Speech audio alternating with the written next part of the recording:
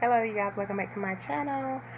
I just want to come with a quick video of how I make my own lace tint for your lace wigs to darken the lace. So if you're interested, just keep watching.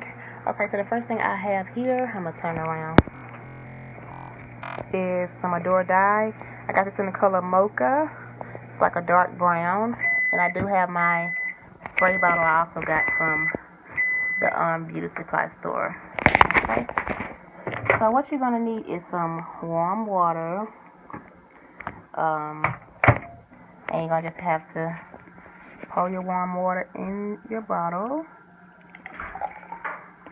Don't fill it up because you're going to need more room for to put your dye in, okay?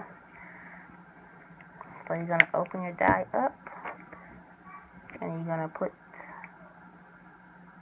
1, 2, 3 dots in it. And you can always adjust it. If you want it to be darker, you can make some more and put more dots in it. But I'm a brown girl, so I don't need it to be that dark.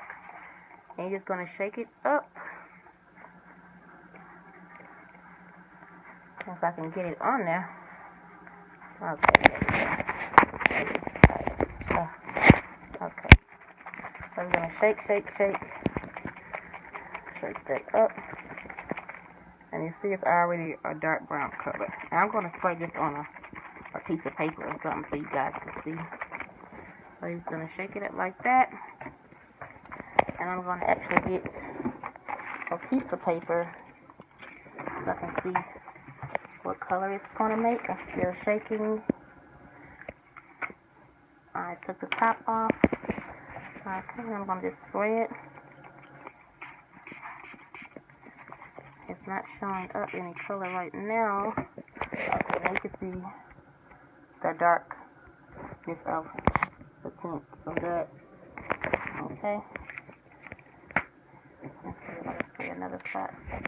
You see it comes out that color.